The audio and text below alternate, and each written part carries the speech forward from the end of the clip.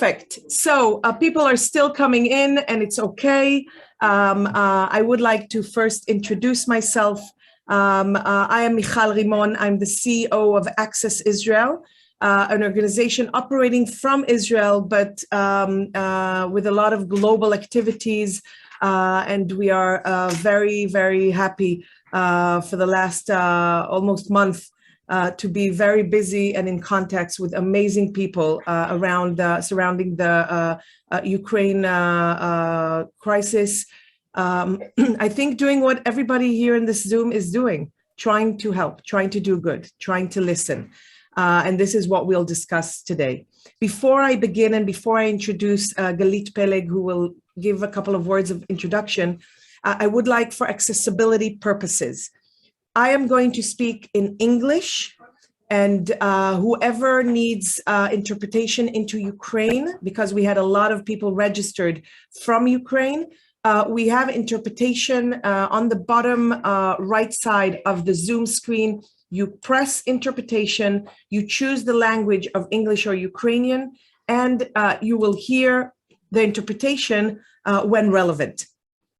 In addition, it is possible to also have captioning and see captioning in English. And this is recorded because there were many people who said, we want to see it, we can't join at this time, please record it and send it to us later. So it is also recorded. And if everybody can put themselves on mute, that would be great. We will try to have some time for questions and answers. And if there are any people with visual disabilities, I am asking everybody that will talk to just give a short description. I'm, as I said, Michal. I'm a white female wearing a black shirt with long, dark, blondish hair. That's what my barber says. I think it's a little more brown, but never mind. And I'm very eager to begin this session. So without further ado, Galit, please, if you can introduce yourself and say a couple of words. We are very, very honored that you are here to open this session. Thank you, Michal. Shalom, everybody. Good morning, good afternoon, wherever you are. I'm very happy to be here and to open this session with this amazing organization. My name is Galit Peleg, and I'm the director of a department who's in charge of overseas programs at Israel's national aid agency, which is called Mashav. Well, in routine times, if there are any, what Mashav does is actually sharing knowledge and building capacities in friendly countries, in developing countries, and actually almost all over the world. We started about 60 years ago with our Kiev-born Prime Minister and Foreign Minister Golda Meir. If you heard the name, she was born in Ukraine, so here's also our connection to this time. And she started this agency, and today we are covering almost every topic you can think of. We started with building capacities of agriculture in Africa.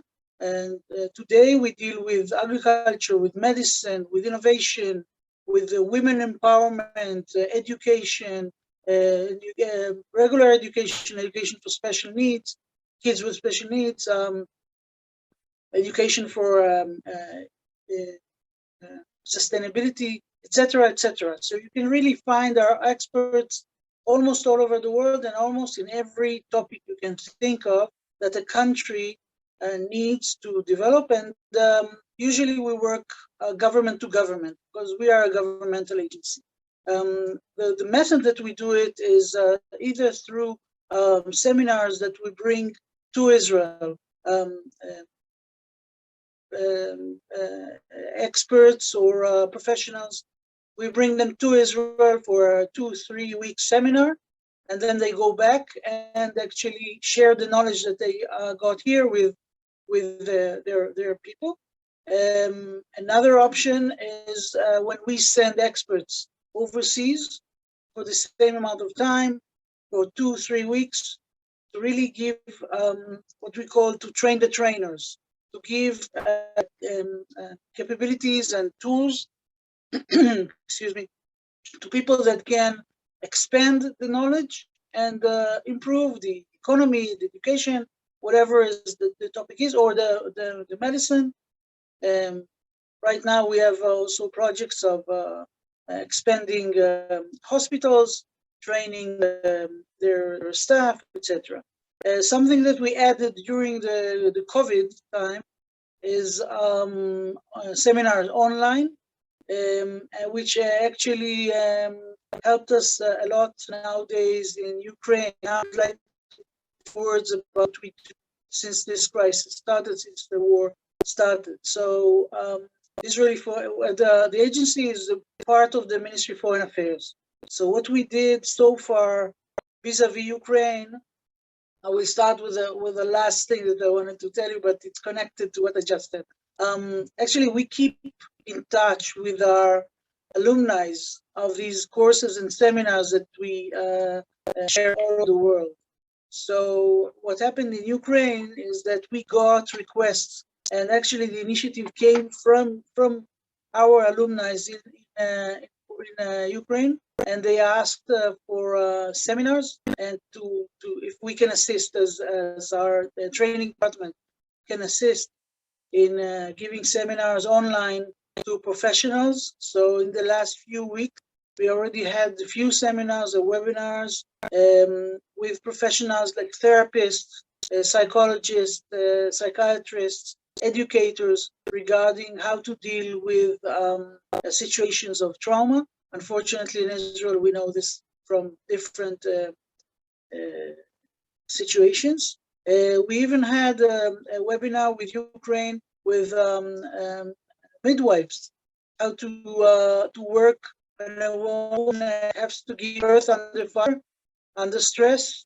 So even this kind of seminars we already gave in the last 3 or 4 weeks. So this is one thing that we do, and we continue doing it. Mostly topics that are coming as requests from people in Ukraine, what they need. In the last seminar, I can tell you, for educators of children with special needs, we had over more than 500 people on the Zoom on one seminar listening, and I really hope that it helps the people in Ukraine to go through whatever they go through now. The other things that we do in the last about 3 weeks ago, we sent as Israel sent 3 planes with about 100 tons of equipment, medications, and other equipment like blankets, coats, etc., to Ukraine. We bought huge generators that we handed to the municipality of Lviv to support the water system, the electricity system, the hospitals in the area of Lviv, because we understand that a lot of people are getting there, and the population there really expanded in the last month in a way that the city needs help. A very important thing that we did was, and actually I just came back from Ukraine 2 days ago, on Sunday. I went there last Monday to help in opening a field hospital that Israel set in a town called Mostitsa, which is about 15 kilometers from the border with Poland, from Edika crossing. And we have their amazing staff of doctors and nurses, and they give service to the local people and also to the refugees that are passing there from Lviv towards the crossing in Edika. There are a lot of children that are going there, and from what I see, they give them not only medical treatment, but they give them a lot of affection. And the number of hugs that I saw between doctors and patients, I don't think I ever saw in any normal hospital. But they're really giving their hearts there. Now, these are the things that the hospital, by the way, was coordinated by the Ministry of Health, the Ministry of Foreign Affairs, Mashav, and the Sheba Medical Center, and all the doctors that went there volunteered to go, and I spoke with them, and they're really amazing. Now, all the things that I mentioned now are actually things that are being done by the State of Israel to the people of Ukraine, but through government to government agreements. I have to say that from my personal experience, when I went to Medica crossing on the border between Ukraine and Poland, and then I went also to some of the centers where refugees are gathered there, I heard a lot of Hebrew, and it was quite amazing. I mean, we understand that people that are coming from Ukraine are not necessarily, poor, or just people like us that had to leave everything and just flee out of their homes. With uncertainty. I said somewhere that the only steady thing in their life now is uncertainty, because they really don't know what will happen to them. A lot of women, young women with very young children.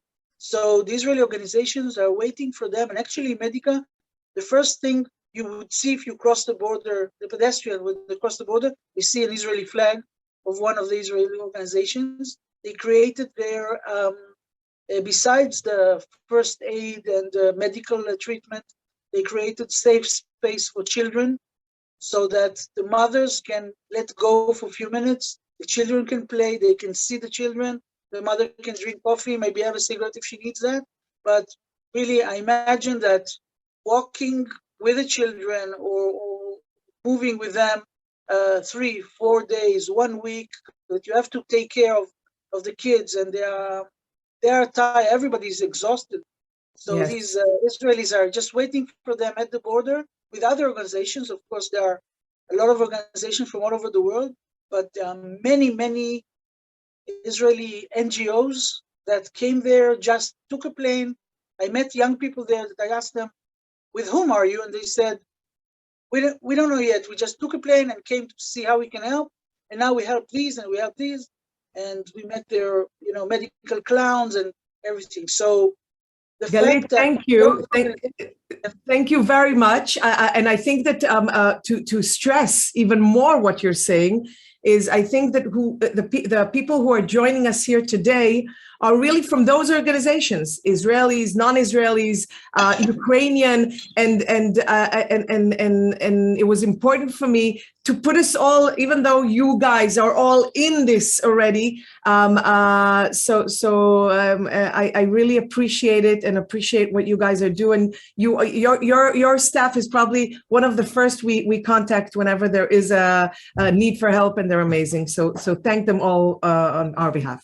I will end my introduction just to say that the fact that you're organizing this event is also a part of the sympathy and the willingness and the spirit of volunteering of so many Israelis. And one thing that I didn't mention, that we opened at the Foreign Ministry a center to connect the hundreds of thousands of people that want to volunteer and donate with your organizations, so that we can match the donors with the necessities. So this also exists in the Foreign Ministry. In Hebrew, we call it Matat Center, and I can leave you with the numbers if you want. I leave you with Michal afterwards, and to say that this there's so much volunteering, in not only on the government level but also on the society level. It's the civil society. It's really amazing to see how much care there is. And I think, we are talking about crisis, but it's the light, maybe the ray of light here is to absolutely see how people care and want to help. And I will give you back the floor now. Thank you very much. Thank you very much for your words and your sharing, and thank you for everything you're doing. And now we will jump right into the training. Now, before I begin, I want to say, the way we believe is, I don't know everything. probably if I will sit and talk to each and every one of you has so much information and so much amazing experience that I'm sure that the best thing would have been to do a big table and just talk, all of us, and share. And this is a little bit part of what we are planning to do ahead. I'm sharing our presentation. I'm doing screen 2, you said, right? Here? Screen 2. Okay, so I'm sharing our presentation here. And you see now the purple vest, right? Okay, so what is this purple vest thing? This is the first training under the Purple Vest initiative. If you remember, and I will move immediately to this slide. If you recall, December 3rd, all the world was full of buildings, monuments lit up in purple. Remember that? The purple saying, we're leaving no one behind. That was the message. That was what was said all over the world. Unfortunately, what we understood from calls and emails and WhatsApps that we received, starting to receive at the end of February and beginning of March, that in a way, people with disabilities and the elderly, in many cases, were left behind. The lights on December 3rd conveyed a message, but we have to make sure that light turns into real action. Now, again, guys, I could give credit now to each and every person here in this webinar, because each one of you, many of you I know personally, I know of the people you're helping, I know of your initiatives, and it's amazing. The thing is, I can tell you that many of the initiatives that you guys are doing, many times we are faced with a problem, faced with an obstacle. They don't know. People call me and say, I don't know what to do here. We have a person with disability and we're not really communicating well, or all kinds of questions that many times I say, oh, we had another organization with the same problem. I wish I had a way to convey to you the solution there, and then it would save you a lot of time and effort. So what we're trying to do with Purple Vest Mission is to basically do several things. First of all, bring us all into connection, share information that we learn from the experiences each one is doing, provide training and tools, and be a vocal point. And when I say be a vocal point, I'm talking about many of the members here who are expert in Ukraine and outside of Ukraine. So if any of you heroes on the ground are faced with a problem, faced with an obstacle, you will have a place to contact. You will have a website or a number or an email to contact and receive help, whether it's financial help, whether it's consultation, whether it's expertise. Whatever help will be needed, we will try to assist. Now, the mission here is, as I said, leaving no one behind. We aim at creating a global professional task force and methodology for accessible management in time of emergency. And what other time of emergency and that what we do here. Now, people have asked me, Michal, why are you so keen on focusing on people with disabilities? Everybody is stressed. Everybody is in some kind of post-trauma following the things that they see, the things they experience. And I agree. But people with disabilities and the elderly, and I can tell you the same we saw also with COVID-19, their challenges are even more stronger, more extreme. First of all, we're talking about people that in many cases have increased vulnerability, increased stress. Lack of accessible information is something that we have heard all along. People know that somebody is coming to pick them up from home, but what next? What will happen in the next stop that we'll be at? How are we sure that we will be taken care of in an accessible way then? All of the generic solutions and regulations do not always fit. I'll give you an example. We had a border crossing where a young adult of the age of 19 with a very severe cognitive disability could not communicate well, attempted to cross the border with his family, and he was stopped because he was over the age of 18 and a male. And that was the regulation, and we totally respect and understand it. But there wasn't the understanding of what we do with a person that cannot really help with the fighting and at the moment needs the assistance to go to a safe place because his cognitive disability requires this. This is just one example. Again, there's all kinds of solutions, and eventually he did pass. We have a problem to balance, on the one hand, the need and want and wish to escape, and on the other hand, understanding that for people with disabilities, there are certain accessibility rules that if you don't have them, you're rather off taking a chance and staying in a bombarded city. Because if you will not have accessibility, you can develop some diseases or some medical mishaps that can be life-threatening, and then you have to choose between two bads. Now, another thing is, as we said, the uncertainty of the fear of the unknown, which is very challenging when you're a person with disability. And remember, the escape mode, which is totally understandable. When people are faced in a time of war, the majority are escaping, or they want to escape. And many times, they're not necessarily remembering the lonely elderly man in the apartment next to you that is left alone, that does not have somebody to take care of it. Of course, we heard amazing stories of people who have helped, but we always have to remember those who were left behind. Now, I didn't want to put pictures here because it's not about the pictures. It's about the stories, the people, the person behind the disabilities. And we have dealt with so many, with various disabilities, various challenges. And we have to remember that each case is unique. Each case has their own specifications that need to be taken care of.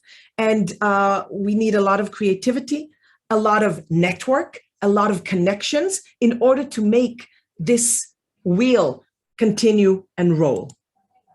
Now, just so we'll all be on the same page, because many of the people I spoke to were not aware of this, from the information we received, there are 2.7 million people with disabilities registered in Ukraine. Now, when you're talking a person with disabilities, many think only of wheelchairs and maybe blind and maybe deaf, but we're talking about many other disabilities, mental disability, cognitive, communication, visual disabilities, etc. It is important to understand that not all disabilities are visible. You know, we had cases of people saying, but I don't understand, she's not with a disability. Why is she causing so much? Some disabilities are not visible. You have hearing disabilities that you cannot see, visual disabilities, cognitive, learning disabilities, mental disability, communication that are invisible. And there's still needs, there's still fears, there's still the enhanced, the stronger challenges that they need to take into consideration. Now, just so we'll be on the same page, what is accessibility? Accessibility is the ability to get to a place. You know, think about all the road, all the way, the pavement, the transportation, getting to a place. And once you're there, it's not enough to get there. You have to be able to receive the service that is provided, whether it's at the border, whether it's at the registration point, at the shelter, etc. And you have to be able to use the facilities there. And if not there, then you have to have an alternative, an accessible alternative for the facilities offered to everybody. That is true accessibility.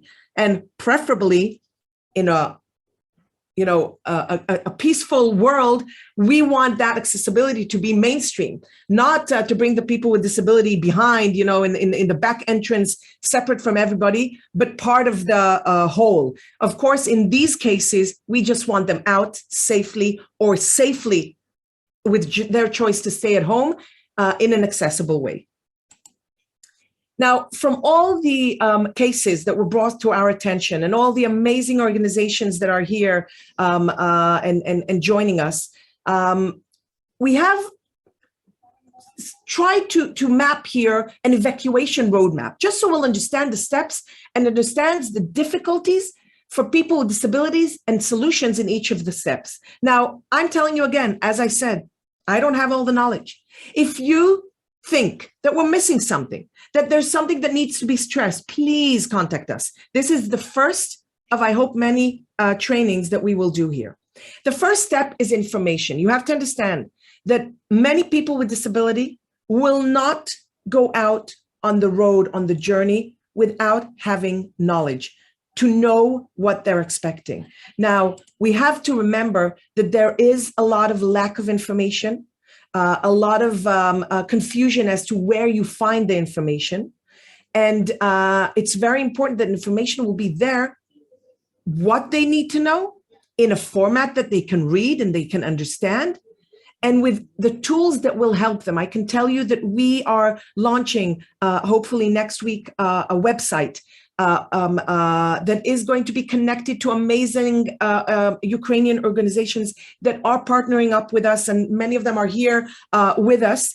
And we're going to provide there together information to enable everybody to know in advance. I was asked to prepare checklists on what to bring with us, because a trip that maybe before the war took 2 hours, and hey, I can be with 2 hours only with a car and just go on my way. But what if that 2 hour turns into 17-hour trip, and you need insulin, and you need sugar and food, and et cetera, et cetera? These are things that you have to take into account.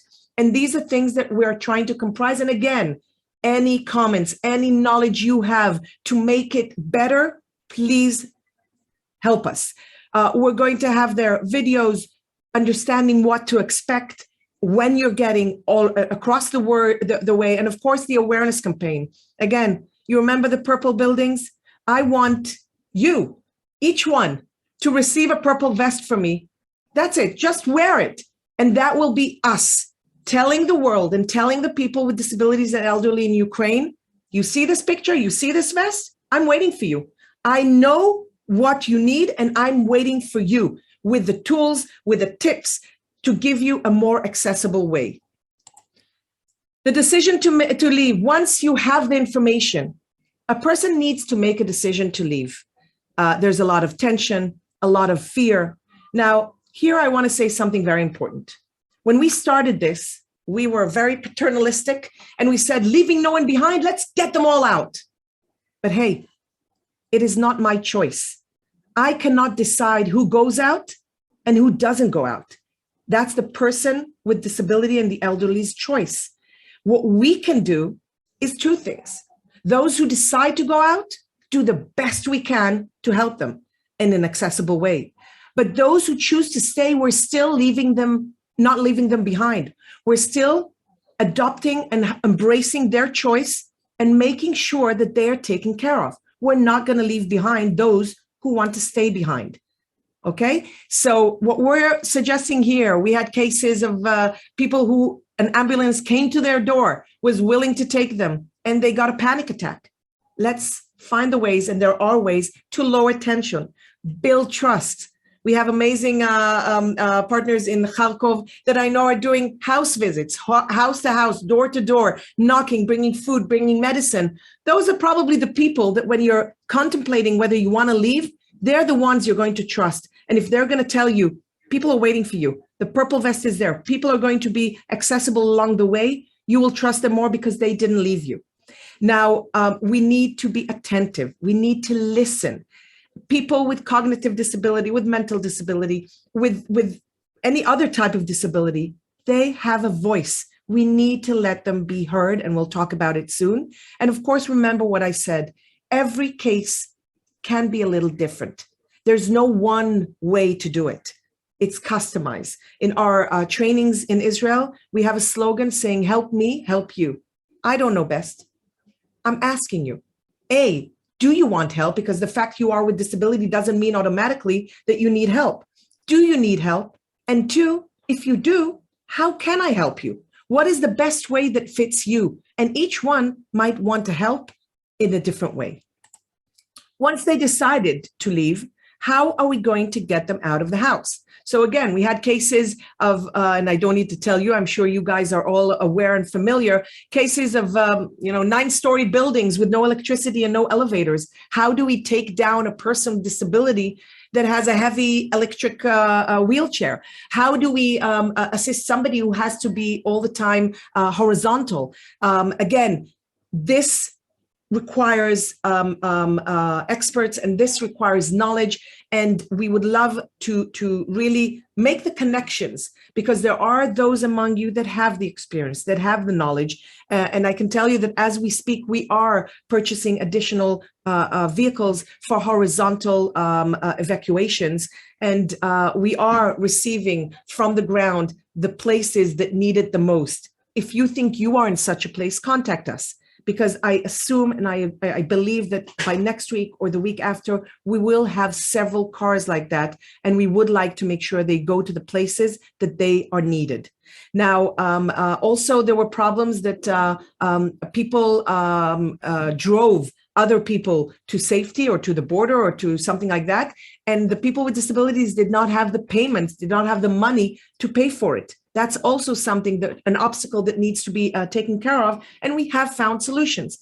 I must tell you that one of the lemonades of this whole time is that we find good people that are helpful, that will help along the way, whether it's with money, whether it's with equipment, with medicine, with food, or just with companionship. And again, leaving no one behind. Now, once you are on the car and you're off to go, there is the travel between the home and the border. Now, the travel can be a short one, and it can be a very long one. I think the longest one that I heard was about 70 hours, I think. And we're talking about sometimes people who are elderly, in their 80s, in their 90s, sitting in a car, sitting in the vehicles, sitting in a bus for such a long time. And of course, that is something that we need to take into account. We need to make sure that we are prepared. Is there accessibility along the way? Is there a way to have toilets or a place to change? Many people with disabilities, especially those sitting on wheelchair without the ability to feel their body from the waist down, it's very important to understand that they might look fine on the outside, but it's enough that there is a sore that is developing because they're over-sitting. That can be life-threatening. They will have to have along the way places to stop, to get off of the seating position in order to allow the body to recuperate. And these are things that are needed to take into consideration. And I see here people nodding, and you know what I mean. And we just need to make sure that the angels and the heroes that are coming there and doing these amazing evacuations know this. And more importantly, are listening to the needs and finding solutions. If you don't know, if you're not sure, talk to us, and we'll be more than happy to change.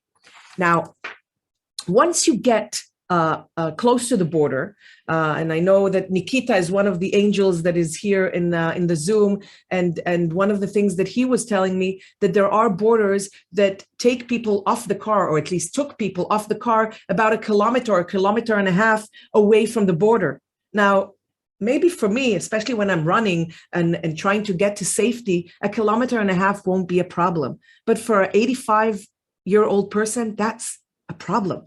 And there are solutions. There are borders who enable solutions there. Vehicles that are approved to have the people stay on the vehicle, on the bus or on the minibus, and cross the border with it. We need to know, we have heard from people on the ground that there are sometimes different regulations or different practices in different borders. So if we know that a person has a specific disability or a specific need, we are making sure to send them to the right border, to the border that we know the solution there is feasible. Again, long lines. We have to remember that this is a problem for a person. Everybody, especially in these situations, does not like to stand in long lines. But for some people with certain disabilities, this is catastrophic. They cannot do it. And many times it leaves them at home because they don't want to even go on this ordeal. And of course, one of the things in this training is the first one, and we are in touch with the Ukrainian ambassador here in Israel and offered our help in providing training for representatives in the border in order to make sure that there are people there who know, who are sensitive, who have the tools and will know what to do then. Once you do the border crossing, again, we are talking about horizontal evacuation, getting payment, as I said before. The signs, the instructions Are they accessible? Will it be possible to understand what's going on now that you've crossed the border and you're in a different country with a different language sometimes? These are things that we need to take into account. Again, training is very important. And the registration points. So here again, we heard that there were lack of training, lack of knowledge of officials and volunteers, a lot of good will, a lot of amazing people who are helping. But again, when there is a big wheelchair that does not fold, it cannot fit into a regular car. It cannot be picked up easily into a bus. And these are solutions that we need to take care of. I can tell you that we have sent many vehicles, accessible vehicles or transit that made the passing easier in order to enable wheelchairs, especially those who do not fold, to fit in a car and go off to the next stop, the registration or the secure home. So these are the general roadmap that we need to keep in mind. And now I would like to focus, and again, I can tell you one thing I hate is presentations with a lot of words in them, a lot of letters, a lot of words. But with my apologies, I am doing it for two reasons. First of all, so you will see it in front of you while I'm talking, while I'm explaining. And more importantly, we are going to translate this into Ukrainian and into Russian and into Polish and into Romanian. So everybody on the border, doesn't matter where you're from, will be able to have a version that is in his language. They can understand, they can read it. And again, we're going to give it a couple of more days before the translations to hear back feedback from you if you think we need to add something. Now, what I'm giving you now is general guidelines on how to aid people with disabilities. Unfortunately, Israel and Access Israel has a lot of experience with emergency times.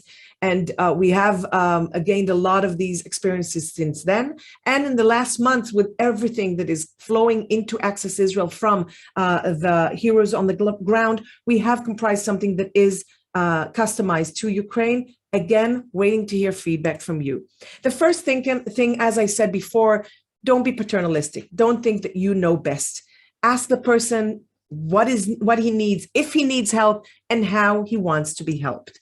The second thing, don't touch a person, his aids, equipment, guide or assisting dog without the permission. There are people, again, that you don't see that they have additional disabilities, non-visible disabilities, that touching is something that they cannot have. It will be something that will be very detrimental to their mental health at the time. And they know how to do it, especially people who are blind, know their order, know the way they put things. It's very important to make sure to keep this tip. Another thing, talk to the person with disability. Doesn't matter that they have another person next to them. They are the person. They are a person that have a say, that they want to express what they want. Don't talk to the caregiver next to them. When you're addressing the person, talk to the person. Of course, the caregiver can give also more information, but let's respect the people themselves. Before the evacuation, make sure the person takes all the essential equipment and documents. We had cases where people, in the rush of leaving, in the panic, in the stress, left, they forgot the money on the table. They forgot the papers in the drawer. If you are there at point zero, taking them out of the house, let's wait for a second, make sure everything is in order, and take them out. Help and offer, again, do you need my help in carrying? And if so, help them carry the things. And make sure, if a person needs escorting, make sure not to leave them alone. We had cases in other incidents where a blind person was escorted. They knew somebody was next to them at all times. And then at a certain point, the guy next to them just wanted to make sure they won't have to stand in line. So he left the blind person and ran to arrange it. His will was very good. But for the blind person, he's there, standing, doesn't know where, doesn't know what's around him. There can be loud noises. There can be all kinds of unexpected things. We need to make sure you visualize in words whatever is happening. Okay, this is very important. Now, in emergency situations, and now I'm talking again in general, but more focused on Ukraine. First of all, be sensitive, attentive, patient, and respectful. Be calm and build trust. I was telling you about the case in Kiev, I think it was, with an elderly lady that the ambulance already came to pick her up, and she got a panic attack. She didn't want to go. Now, if you do it in a way that is building trust, building a relationship, that is something that always could help, and it's something that we need to bring into consideration. Another thing is getting information at the registration of a call when you want to say something. And again, we are going to have in our website a CRM installed with what we call tickets that ask you all the questions that need to be filled out in order for all the sequence that I just showed, the roadmap. All the people and the organizations along the way will receive the information that is needed for clear information, for evacuation. So get the information about the independency, about the medical situation. Find out if they have a caregiver with them, family members, or a pet. We had cases where the pet came all the way across the border, and then the place that they were taken to did not accept pets. We need to make sure that if a pet is crucial here, we have to make sure that we're sending them to a place that will accept the pet, because it's part of their mental, and of course a pet, whoever likes a pet, it's like family. Make sure, and this is something that the purple vest is really putting the stress on, make sure that every person involved in the sequence is aware of the accessibility needs and relevant details. And if there's anything that goes wrong along the way, the next one in the sequence will have to have that information. We had a lady in need of dialysis. The volunteers were waiting for her at a certain place, and the train did not stop at that stop and continued for another, I think, 5 hours. There were 5 hours additional without dialysis, without food, without money. Now, the person that we found eventually to greet them at the next stop had to have all that information, because it's not a regular case anymore. It's a life-threatening case with somebody that if they don't go to get dialysis in the next really short period of time, it can be detrimental. So these are things that you have to make sure to pass on in an accessible and informative way. Now, make sure that the roadmap is continuous. Again, think about regular, in peace times, regular accessibility. You can build the most accessible building in the world. It will be waiting for all the people with disabilities from all over the world. But hey, if the pavement is not accessible, or if there's no parking space for cars that are for people with disabilities, then people with disabilities might not be able to come. Doesn't matter how much you did. So the whole sequence has to be accessible. Now, give as much information as you can and respect the person's choice. The true meaning of leaving no one behind is what I mentioned before. Leaving no one behind means also not leaving them behind if they choose to stay behind. There are ways to help them. There are ways to take care of them, even if their choice is not to be evacuated.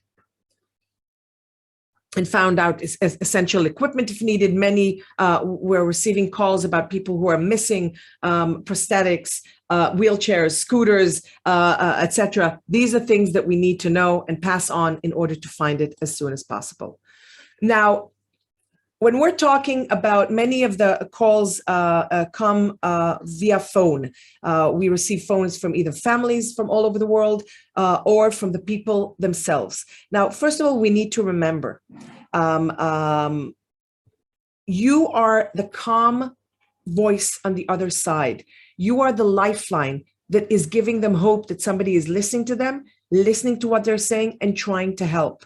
So remember that, and remember to communicate in a way that is accessible for them. Not everybody can use a phone. Not everybody can hear well. People who can have problems during a phone conversation are people with hearing disabilities, with speech disability, cognitive, communicative, and mental disabilities.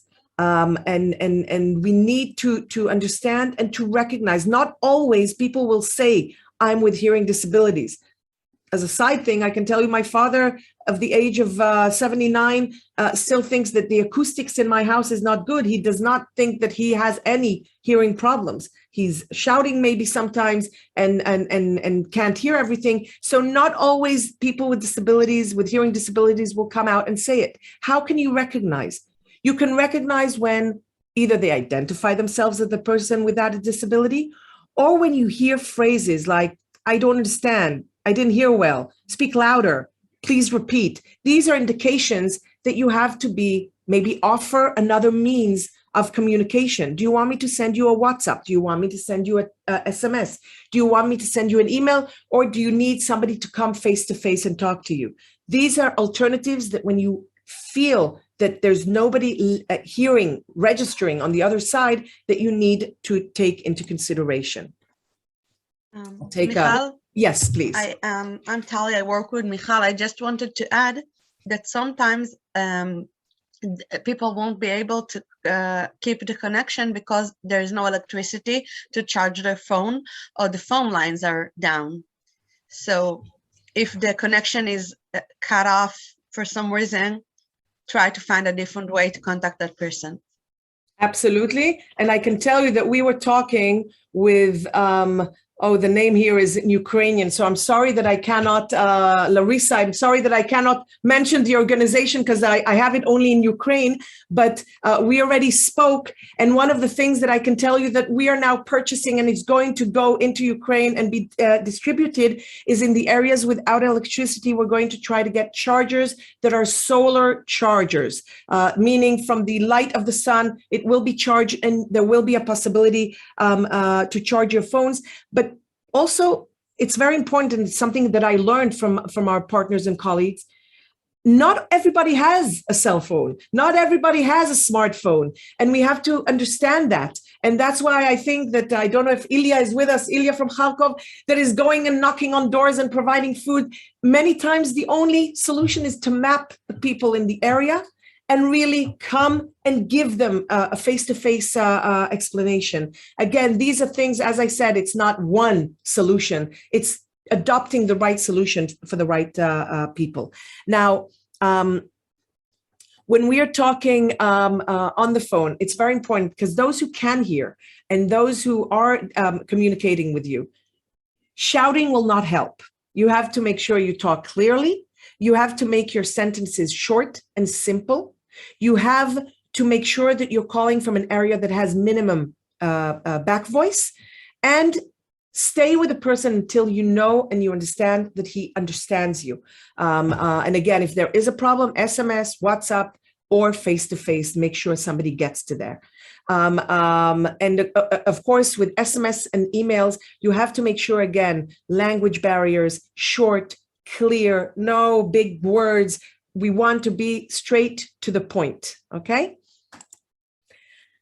Now, when we're talking about people with physical disabilities can be people in wheelchairs, can be people with walkers. And again, wheelchairs are those who can be folded, or those who cannot be folded, who are electric but can be carried, or those who are electric and very heavy. And then carrying is not an option, and we need to think about other options here. A question that needs to be asked is, can you make a couple of steps? I mean, there are people with disabilities that can still, with assistance, with help, leaning on maybe something, can make a step or two, and by that go into a regular vehicle, and then the wheelchair or the walker goes in the back. So this is a question you need to ask. Do you need horizontal evacuation, or is it okay to be evacuated sitting down? Talk about the potential length of the journey. Make sure with the person that they can withstand this length of journey. And of course, needs of electricity. We had cases of people who needed oxygen, needed connection to electric means for the way. And again, saying, yeah, we have an electricity for 2 hours is not sufficient, because what happens after the 2 hours, if there's a bombarding on the way, or if there's a reason that the car stops and we're not getting to the destination? This is things that we need to take into consideration. Again, the cars, the vehicles that we are trying to get at least part of them, some of them are going to be with electricity on them in order to make sure that the evacuation of these complex cases are done in an accessible ways. Find the right way. We were talking about sequence. So when you're planning it, and now I'm doing a pause here for a second and talking to you. We have people here, some in Lvov, some in Kharkov, some in Kiev, some in other towns and places along the way.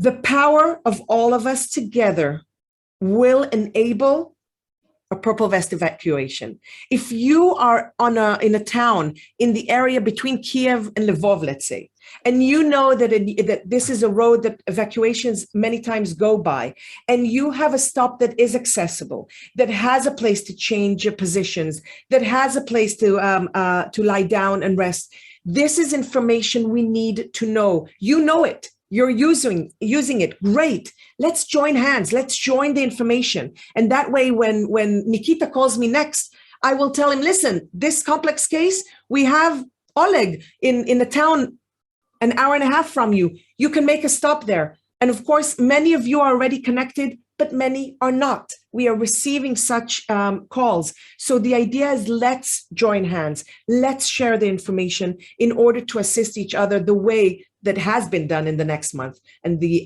success stories are amazing. And let me see. These are things we already said, so let's continue. Aiding people with hearing disabilities. It's very important. Look at my lips right now. When you're talking to a person with hearing disabilities, talking like this, exaggerating your mouth is not helping. In many cases, they know how to read your lips. They know how to understand you just by looking at your face, at your gestures. Don't exaggerate. Don't shout. This is something that will just cause more confusion and more stress. If there are smartphones around, today we have amazing applications, and we will upload links to such applications that can offer free, instantaneous translation, simultaneous translation in writing, captioning to people that are conversing in different languages, or in a way that you need to converse and you don't know sign language of that country. And by the way, you don't have that. You don't have a cell phones. Many times, just writing down or drawing pictures or marking fingers and pointing to places or to things can do the trick. Be creative here. Hand gestures help. Again, communicate any loud noises around you. Think about it, the people with disabilities will not necessarily hear sirens. They will not necessarily hear breaking of glass or cracking or stuff like that. So make sure you make it visible, make it communicated to the people that this is what is going on. An important thing, guys, we are dealing with a war in Ukraine, but hey, the rest of the world is also dealing, and Ukraine is dealing with the COVID. So there are many people with masks. So of course, when we're in a good place with lots of things, there are these see-through masks that enable people to read lips. But I assume we don't have a lot of it when we're in the field trying to evacuate people. So although we are protecting from COVID, take it off, talk. And if needed, put it back on. It's very important. People with visual disabilities. And again, I'm sorry, Gennady asked me at first how long it's going to take. So from the minute I started, we're only 40 minutes. So I still have 20 minutes. So I apologize, Gennady. But I'm trying to really put in as much as possible. And of course, I will be available for any questions afterwards.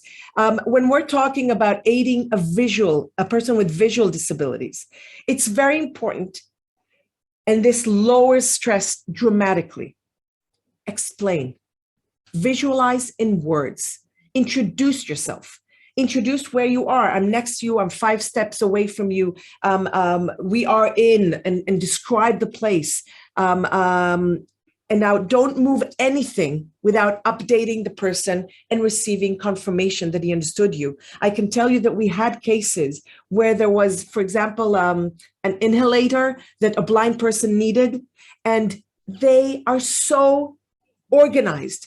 They put everything in the right place and they know how to take it out. And when you think you're doing them a favor by moving things over or helping them, taking it away from them and making it lighter, etc., you can cause them to be in an attack and not know, they cannot see it. Even if it's 2 centimeters, 10 centimeters, or whatever in a different pouch, they cannot see it. So make sure not to move anything, not to touch anything without conversing with the person. Now, again, as I said, here also, if it was regular times, I'd tell you a joke about the blind person standing on the side of the road, and a child comes and takes him and crosses the road with him because they want to help the blind person. And once they're on the other side, the blind person says, "Thank you so much. You're so kind. Now, can you bring me back there because I was waiting for a friend?" So do not think, again, don't be too paternalistic. Don't think that if they're blind, they need help. Ask them and ask them how to help. And again, as I said, verbally assist the person, describe what's around you, and if there is need for anything else. Okay, breathing a little. Aiding people with cognitive, mental, or communicative disabilities. Now, I'm stressing here, I'm Access Israel. We usually do not put all of these disabilities in one slide because each one of them deserves a special treatment. Everybody deserves a special consideration. But for the sake of this presentation, we are trying to find tips that will be good for most, and to make it as short as possible. If you have cases like that, talk to us. We will be more than happy, and we will upload in our website information, specifically tips that are specific for each part, each one of these. Now, it is important to remember, as it says here in the slide, that people with these disabilities are usually not visible. And during crises, they tend to feel more stress, more confusion, more pressure, added panic. And we have any change from their routine is something that can be a real problem. And we have to take them back to a little bit of normalcy as fast as possible. And be considerate of that. This is something that is very important to understand. So show sensitivity, show tolerance, be patient, even if their reactions seem out of context and not appreciative. Understand.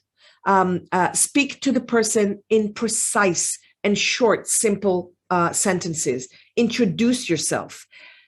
Take into account that people with uniforms many times can be seen as dangerous and intimidating. I really hope that the PR that we're going to do to the Purple Vest is going to send out a message that Purple Vest means it's okay. It's people who know how to deal with you. Help us in that. We will send you over. Let's just start wearing purple and making sure people know we're there for them. Now, when there's a person with, I think it's the next slide, make sure to tell them how long this whole process takes. And again, check if the person has a calming object, comfort blanket, teddy bear, something that calms them down. Guys, this is not child play. And many times this is crucial. This is their way to get back to the zone, and make sure if you ask them and make sure that they take it and nobody takes it away from them. By the way, many times a pet can be that comforting element, and we need to make sure that that pet can come along, that pet can be there to help them. Avoid making assumptions or pressuring them. And people with speech disabilities, don't finish up their sentences. Allow them to talk. Of course, unless there's a crazy emergency that cannot wait. So say like this, say the sentence and ask them to nod. That way, in times of emergency, there's lack of time. Let's do it in that way, giving them the feeling that you are still listening to them, you want their response, but we're trying to speed things up because it's more difficult at that time. And remember that your actions, especially for people who are in this mental state, in this cognitive disability, your action can have an ongoing effect. So be sensitive. You don't know, trust many times your instinct because that works the best. but listen to the people, listen to what they're saying, and make sure they understand what you're telling them. I can't believe it. I think I'm almost on time. Now, what I'm, and I was just given a note. Okay, I think I mentioned that, but I'll say it again. What we gave here is really generalized tips. We are going to have more elaborate tips on this. And I know that there are people here who are people with disabilities in Ukraine. If you think that something that we said here is missing, please, Tali, if you can put on an email of Access Israel or a telephone that we can have you send SMSs or WhatsApps, please contact us. We will add, we will change. And of course, we are going to elaborate more on each aspect as needed. Now, what is next? What do I want from you guys? What I want from you guys is as follows. First of all, if you are a person with disability listening in here in Ukraine and maybe connected to other people with disabilities, spread the word.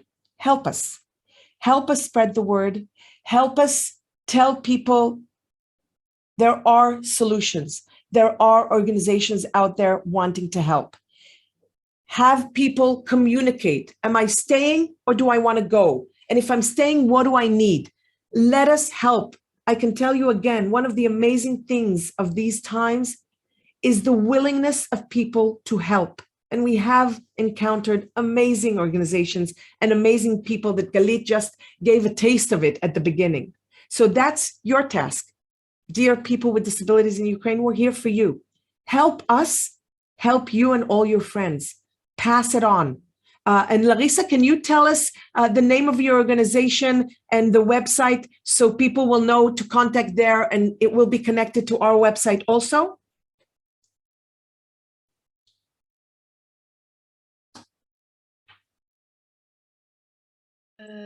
Так, ну я думаю, що Національна асамблея людей з інвалідністю в Україні всі знають. І наш вебсайт, Фейсбук, контакти також всі знають, ви ними користуєтеся. Тут присутні дуже багато представників наших організацій з різних областей України, ті, які займалися вже евакуацією і людей з інвалідністю з важкими формами. Я вам розказувала, тут присутня Світлана Демкована з Вінниці, я бачу, тут її команда, он махає рукою. Тут присутня Олена Кравченко, вона з Маріуполя вирвалася. Я бачу Наталю Московець, вона працює з глухими, з Полтави, бачите. От, тут працює Олег Карпенко, теж він на візку пересувається. Тут дуже багато, кого я не назвала. Олег Габ, він вже виїхав в Німеччину на колясці, але допомагає. Ігор Мирошниченко, він працює зараз в Польщі, там теж виїхав з сім'єю. Тут дуже багато наших організацій, які пройшли всі ці етапи, або які вже залишились в Україні і далі будуть працювати. Ви знаєте, те, що ми сьогодні послухали за цю інформацію, ми будемо поширювати. Дякуємо, що ви зробили переклад на українську мову, це там нам знадобиться. У мене єдине, що прохання на загал, я кажу, чи немає у вас порад, враховуючи, що ви постійних напружені в вашій країні, як має бути правильно оформлений пункт перетину кордону? Можливо, у вас є ілюстрації, як має бути пункт перетину кордону оформлений.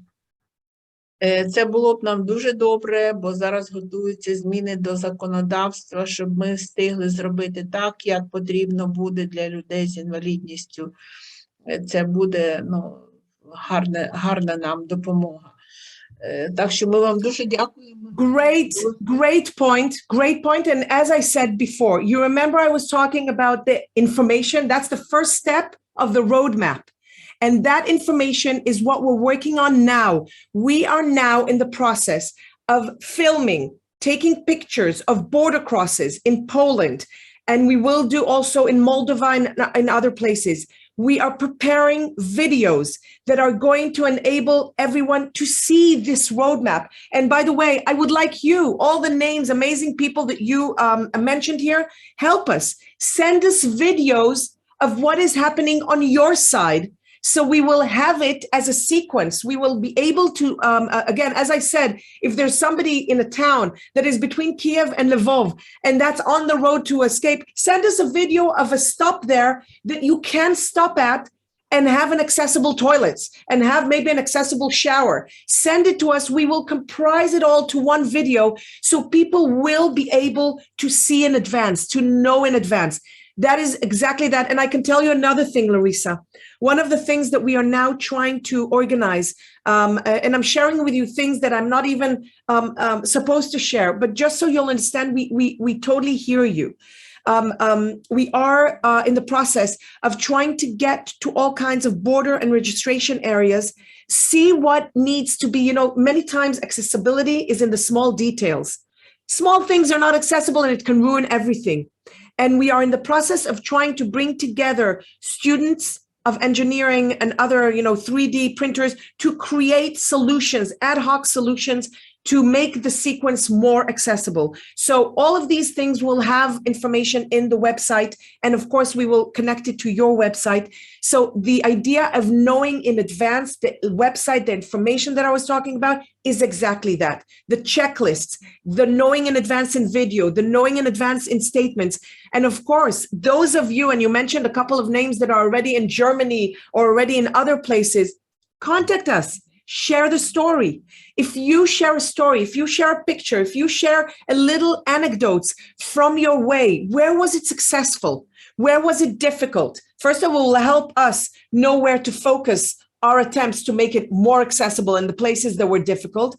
But if you had a success somewhere, share it. We will join it into the Purple Vest roadmap, and we will make sure that amazing organizations here know about it. And know not to make a right, make a left, and you'll have an accessible stop there. Okay, so that's a very important point. Thank you for raising that. One, I was talking about people with disabilities on the call. Number two, we have here organizations that are operating in Ukraine, on the border of Ukraine, and outside of Ukraine, in registration places, in all kinds of refugee camps, etc. For you, I'm saying, contact us. Join this effort. Each organization is doing their own. That's fine. Continue doing the amazing things. I'm not trying to dictate to you a different agenda. The only thing I'm asking, if you are a manager or a leader in an organization or in one of the places here, appoint 1, 2, 3 people who will wear purple vest.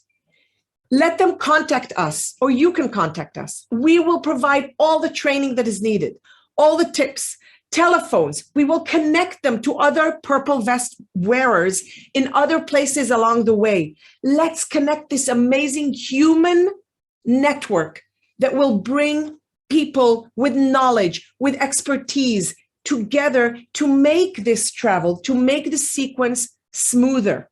So if you are an organization here, or if you are an individual, send us your information, send us your location, tell us I'm operating in the area of Kharkov, I'm operating from here to here.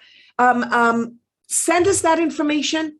We will make sure to bring everything together and create the sequence. One of the ladies that I don't see here in video, but I know she is here, is Hila. Hila is organizing all this in Access Israel, and she is the focal point for this. And her email, I think, is already in the chat. Write it. Use the email. Send her the information. Send her the success stories. Your friend from Germany, I want to hear from you. I want to see a picture. I want to be able to say to the people with disabilities in Ukraine, I'm out. Who needs help? I will share my experience. I will make it easier for you so you will not have to encounter difficulties that I did, or you can enjoy the success that I experienced. This is what it's all about. So spread the word for people with disabilities and the elderly. Let them know we're here. Spread the word between organizations or individuals volunteering. Sign up to this. Let's together make this sequence a change and make it accessible as much as we can. Again, I'm not naive. I know this is wartime. I know the most important thing is getting you guys safe, whether you choose to stay or get out of the country. We're going to do everything in our power to assist you. But again, it's not me, Michal Rimon. I'm just here talking because I like talking. It is the combination of all of you, the combination of all the people here and others that are not here now, but they will join us. So join the Purple Vest mission. Join this initiative. Let's join hands and move forward together. Now, I'd love to have, if you have any questions and you would like to maybe share something or focus more, please. I'm turning the interpretation on, so I'll be able to hear if you are speaking Ukraine. What I suggest, if you are talking, let's introduce yourself, name, where you're from, and then we can continue. If there's anyone, and of course, if anyone needs to leave, I don't want to disturb your very busy time. And sorry that we are about 18 minutes late. But you can leave now and contact us later. Whoever can stay and would like to talk, would like to share something, please do. Who would like to go first? Not everyone at once. Can I? Yes, of course, Gennady, please. We missed the call yesterday. We'd love to hear you. Gennady, please. We cannot hear you, Michelle. You cannot hear me? Now it's okay. Now it's all right. Okay, so Gennady, please, and then I see somebody raising their hand, please. Myself, right. Yes. Well, yes, my name is Gennady Polonsky. I'm kind of strange animal. I was born in Kazakhstan. I'm Russian by culture. I lived in the UK for 30 years. I'm British professor. And my wife is from Uzhgorod. And that's explain why I'm here. The last 9 years, I was living in Uzhgorod. I love the place. It's at the border. I can see from my house, I can see Slovak border. It's 1.5 kilometers. Wow. And Hungary is about 17 kilometers. And what I saw here made me, first of all, made me emotionally distressed. I probably will need help myself because what I saw is just unbelievable. About 12,000 to 15,000 people arrive to the city every day from all over the country. By train, by car, from Mariupol, from Kharkiv, from Kiev. Most of them go, abroad. They go straight to the border, mostly Slovakia.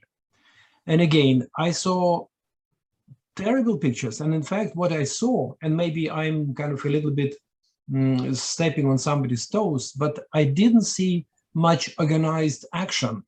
A lot of voluntary work.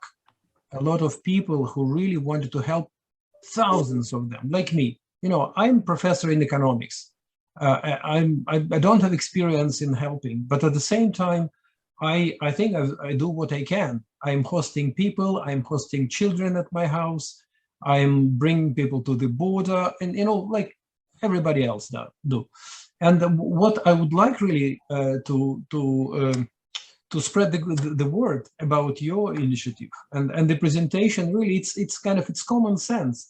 But on the other hand, this common sense must be voiced, and people should know that yes, there are, because it seems to be simple, but those without disabilities, they cannot see through the eyes of the person with disabilities or the elderly people. And can you imagine that when we were entering the country, we were on holiday in Poland, Croatia, skiing when the war happened. And we decided to come back. And we decided, my wife is a strong woman. All Ukrainian women are incredibly strong, for good or for bad. But yeah. So we entered the country, and it was like from some Hollywood blockbuster. People with machine guns, people were staying for more than 10 hours in the queue. And it was cold. It was, it was kind of end of February, so it was cold. And they yes, they were on Slovakian side. There seems to be much more organizations. People were taking, food was provided. But on Ukrainian side, at least again, I might be wrong, but what I saw, it seems to be quite more chaotic and less kind of with the people in mind, I would say. So people were very friendly, and custom people and border people, and everybody was helpful. But in terms of institutional organization, like provision of, I don't know, tents where people could warm up, you know, while staying in the queue, or for elderly people or something, there was not much. Yeah. And what I see now at the train stations, it's voluntary work. It's restaurants which got together and cook their food. Amazing. You know, for people. And it's like, it's a lot of things are moving because of voluntary help. So again, Gennady, I think that here, this is exactly, first of all, I appreciate what you said. Thank you very much. And I think that you basically said exactly what we're trying to say. You're there, join us. Fill up your information, fill up your details. We know that if somebody goes to that area, Gennady, I can ask him and he will help. And besides that, send us pictures, send us information. We are going to put also a short questionnaire on what to check as far as accessibility goes. So you will fill that in and we will be able, I don't know if you know, but in Israel, there's a law. Every place that gives service has to publish in the website what the accessibility is at the place, even if it's not accessible. I know it's not the law in Ukraine, but we're going to try to get that. We're going to try to get information of border passes and all kinds of places to like a checklist of what the accessibility is there, so we will know. There are people without legs that can jump on stairs, no problem, because they're very athletic and they can do it. There's others who don't seem to have a disability and it will be difficult for them to walk 10 steps. So we need the information to know. Gennady, thank you very much. We have here, and I'm sorry, your name is in Ukrainian, so I don't even know how to read it, but the blonde short hair and the brown short hair. Both of you are in the top of my screen and you're lifting your hand. Can you talk, please? Світлана, пані Світлана, я поможу. Yes, thank you, Світлана Larissa. Демко. Доброго дня, шановні колеги. Я Світлана Демко з Вінниці. Наша команда сьогодні працює Вінниця, Польща по організованому переміщенню людей з важкими формами інвалідності. 6 числа ми вже перевезли 55 осіб, це 2 групи.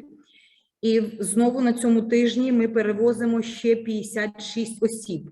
Але це буде спільна програма Національної асамблеї, Польщі, Фундації, Німеччини і Голландії. Це для нас буде також перший раз. І ми писали, що ми дуже хочемо, нам потрібна допомога в навчанні наших прикордонників.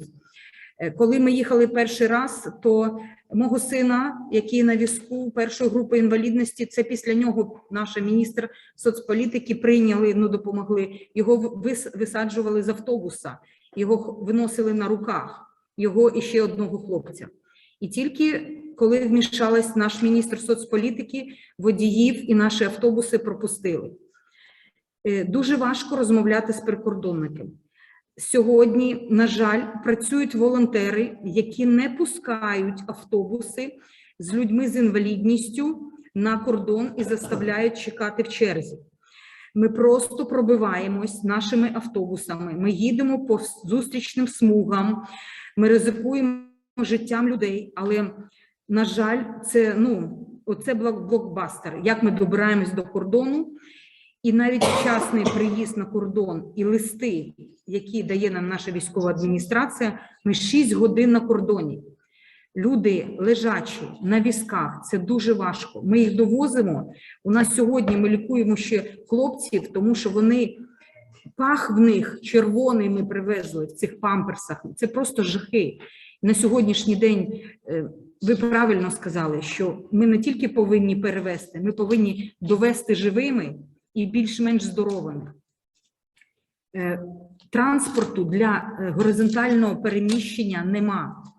Сьогодні ми будемо перевозити жінку з розсійним склерозом на надувному матрасі. Дуже багато у нас лежачих сьогодні. Ми не можемо вивезти дітей, молодих людей, які тільки горизонтальні. І це навантаження на наші громадські організації. Це наша ініціатива, це підтримка нашої Національної асамблеї людей з інвалідністю. Ми дуже вдячні нашим польським колегам, що вони на себе взяли дуже великі. Ми вдячні нашим голландським колегам. І ми дуже вдячні вам, що ви сьогодні зробили шикарну презентацію, яку ми повністю занотували.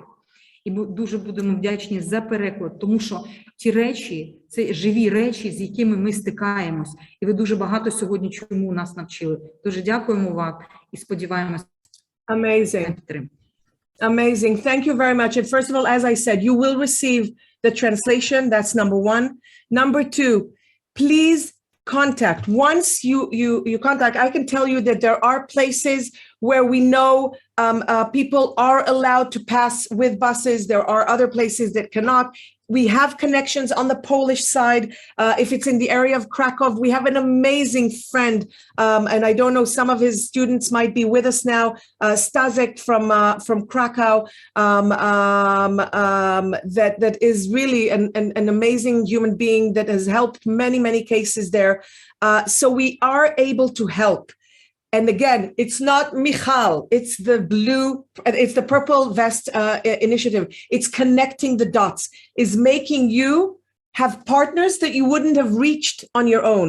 So register to the link that Hila will send you, and we'll be more than happy to help.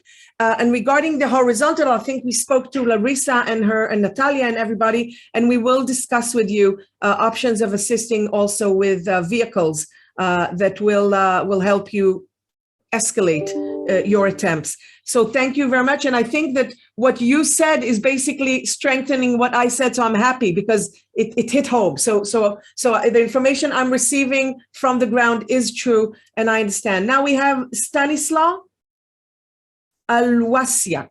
Yes, please. No, sorry. Єлена із Кравченко, мабуть. Да?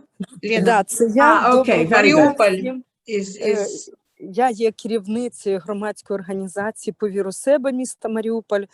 На жаль, так склалося, що я виїхала одна без своєї організації, але зараз ми потрошку вивозимо наших клієнтів організації, членів організації, сім'ї. І в мене таке, знаєте, запитання, ну не запитання, а побажання. То, щоб ми евакуюємо людей уже на границю, це дуже гарно. Але ж добратися по території України до границі для таких людей дуже важко. От зараз у мене в Бердянську сидить 4 сім'ї з дітьми, ну, з молодими людьми, з дітьми на візочках, і вони не можуть навіть попасти в оцей коридор, який робить наша держава, тому що їм складно добратися до того місця, де зараз оці автобуси знаходяться, і вони в такій патовій ситуації, що якось з Маріуполя волонтери їх вивезли, а ось тут далі пересуватися по Україні і добратися до Вінниці, ми їх чекаємо. Вони не в змозі, тому що нема транспорту, нема можливості на візочках виїхати їм. Тому я хотіла звернутися до всіх, хто має причетність до евакуації людей з інвалідністю, що треба теж продумати і оцей транспорт, як можна людей з інвалідністю евакуювати з тих, ну будемо говорити, місць, де йдуть і військові дії, вони такі активні, неактивні, але там йде обстріл теж. А не говорячи про те, що Маріуполь зовсім там залишилось тільки моїх членів організації, я зараз так підсчитала, десь біля 1000 людей знаходиться сімей, які не змогли виїхати звідти із інвалідністю. Вони в підвалах, без ліків, без води, без їжі. Тому це дуже велика така проблема зараз. От. І той транспорт, про який говорять наші колеги з Ізраїлю, що можливо буде вивозити людей, які лежачі, які горизонтальні повинні бути евакуовані, щоб все ж таки оцей транспорт доїжджав хоч би до якоїсь безпечної границі на території України, де цих людей могли би забрати і евакувати вже сюди до границі або до якоїсь частини України, де їм буде безпечно. Дякую. Ну, в мене багато емоцій, я можу багато говорити. Дякую, Лена. Дякую, що ви живі. Дякую, да. First of all, thank you very much for sharing. And I will tell you, I want to make 3 points here. Number one, it's okay to be emotional. I think all of us are. And I would like you again to send us information in a very precise way. Hila will send everybody here a link to a form that you can fill out, and that way we will know about the cases. Number two, again, I'm Michal. I'm Access Israel. The amount of help that is needed is very, very big, and I know that. And I don't want to make promises I cannot keep, but I can't do it alone. But I think that here, even here in the call, there are so many organizations represented, and we're connected to others that are not here in the call, that if we will join the hands, if we will make this purple vest sequence, slowly maybe, but we can help. And I can tell you, Elinia, we will wait. I know that we had a guy helping evacuate people from Mariupol. He's back in Kharkov now. We will also hear from him any suggestions that he has, and we will do our best. And again, if you're an organization that is there or can assist in the places, and you need, connections, you can take from point A to B, but you need help for somebody to take back from point B on. Contact. Let's make the connection here. Thank you very much. Now we have Stanislaw. And also, if you can, Elinia, if you can also share with us your experience of going out. Where did you come out from? Where was there a problem? So we will be able to try and assist in maybe solving problems there. Stanislaw, please. Yes. Thank you very much for this kind invitation. Thank you very much for valuable training and sharing very important information. I represent Jesuit University in Krakow, Poland. We support in many ways first responders to the crisis, and we try to learn from you how we can be of help to sustain our work and scale up. In that context, we just learned that the Polish Fund for Disabled allow and help people from with disability in Poland. So we will try to encourage people with disabled people in Poland to share their experiences to work with disabled people and senior people in Ukraine. So we hope to see you very soon in Krakow. We are looking forward for this, and I believe that Polish-Israeli-Ukrainian partnership and wider European context may give good results, and we are looking forward to work with you and contribute to the great work you are doing. I just want to double check. Stanislaw is Staszek? This is Staszek? Yes, yes. Well, I mentioned you. I can tell you that Staszek is my first contact there. And when he says that he is helping, you can trust him. He is helping. He's doing amazing work, and he's definitely, Staszek, I can consider you part of the Purple Vest mission already, right? Thank you. Absolutely. Absolutely. I do appreciate your work. I learned a lot, and there is a great way of going forward.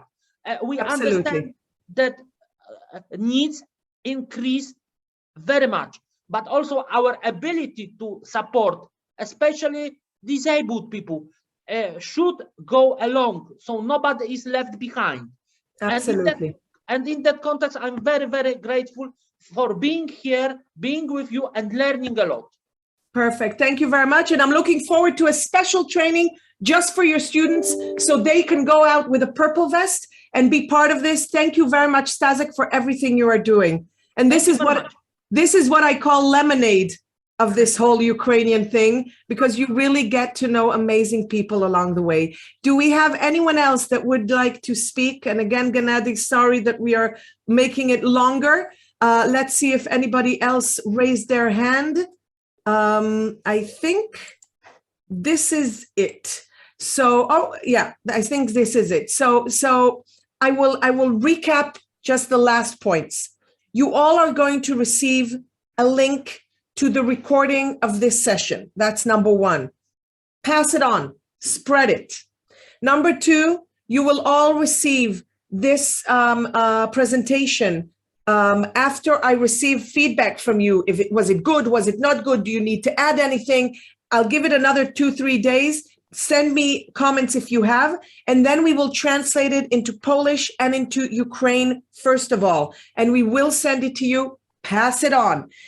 We will send you a link to register to the Purple Vest mission, and we will be very happy also to distribute and give the purple vests. It is not just a gimmick. It is a message. I want people to see a picture. Take pictures with it. Tell people we are wearing a purple vest. It's not just buildings lit up on December 3rd. It is us people lighting up and being there for people with disabilities in Ukraine. So joining hands, the network, the connection, the sequence, this is what it's all about. And I appreciate you spending an hour and a half, a precious hour and a half with me. And we will be distributing more invitations to more trainings in the near future. Thank you very much. And together we can survive. So let's join hands. Thank you, guys. Bye-bye.